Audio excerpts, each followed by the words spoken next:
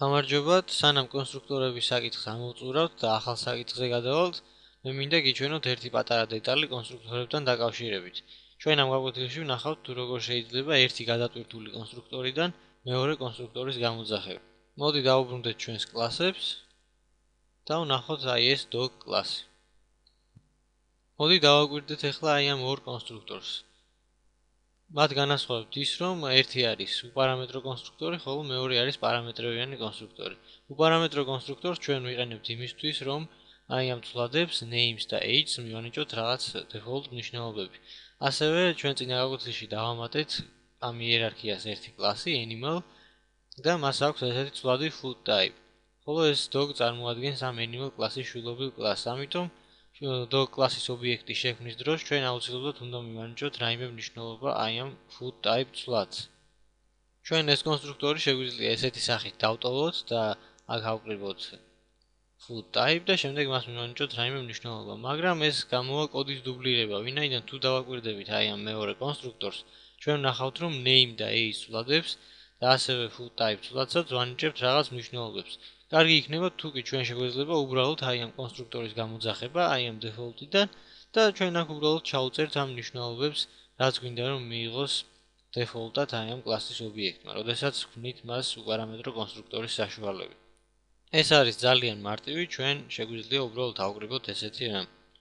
this და შემდეგ ამ ორ ჭრილს შორის გადავცეთ ის არგუმენტი, რაც ჩვენ გვინდა. ამ შემთხვევაში ერთი იქნება ეს სახელი მერე ეს ასაკი, რასაც აქ პირდაპირ ვანიჭებთ და შემდეგი იქნება ნიშნულობა, რომელიც უნდა მიიღოს უკვე food type ცვლადმა.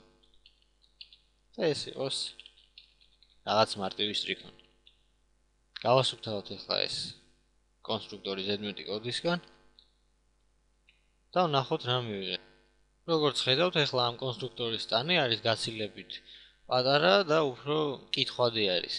მოდი ახლა ვნახოთ რომ ეს ყველაფერი მუშაობს, ამიტომ გავასუფთავოთ უბრალოდ ეს გამოვიძახოთ ამ შემთხვევაში უპარამეტრო კონსტრუქტორი და შევამოწმოთ და ვნახოთ რომ ეს age ცვლადი იღებს ამ მნიშვნელობას, ანუ 2-ს. და დავბეჭდოთ ეს age. დავაკომპილიროთ ახლა ეს კლასები და ვნახოთ შედეგი.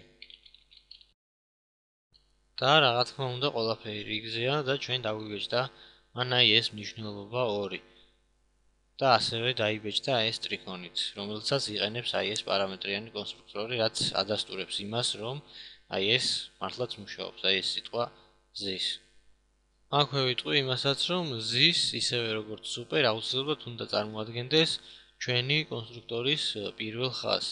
თუ მაგალითად აქ შევეცდებით ახლა დავწერთ age-ს მივანიჭოთ 5, ან რამე მსგავსი, მაშინ ეს დაგვიფიქსირებს შეცდომას კომპილაციის დროს.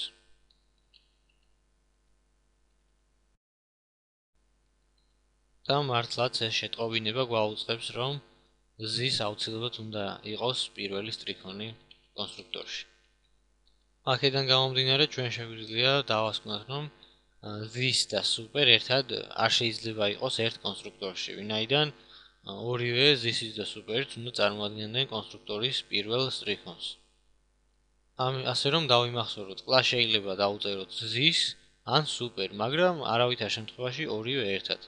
ამაში რომ დავწმუნდეთ, უბრალოდ დავბეჭდოთ super.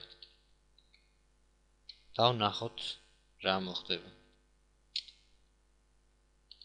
და მართლაც დაგვიბეჭდა, რომ ეს superi უნდა იყოს აუცილებლად პირველ ხაზზე. თუ ახლა ამას ზევით გადავიტანთ, დაგვიბეჭდავს პირიქით, რომ this უნდა იყოს პირველ სტრიქონზე. და მოდი ესეც ვნახოთ ბარემ. და როგორც გითხარით, ახლა this-ზე გითხრა ანალოგიური რამ. ასე რომ ეს ორივე ერთად ვერანაირად ვერ გვექნება ჩვენს კონსტრუქტორში. ჩვენ გარდა ამისა, ამ კონსტრუქტორისა შეგვეძლო გამოგვეძახებია ეს კონსტრუქტორით, სადაც გადავცემთ მხოლოდ სახელს. მე კონსტრუქტორებზე ამ გაკვეთილით დავამთავრებ და შემდეგ გაკვეთილში განვიხილავთ უკვე სხვა საკითხებს. მადლობას გიხდით ყურადღებისთვის.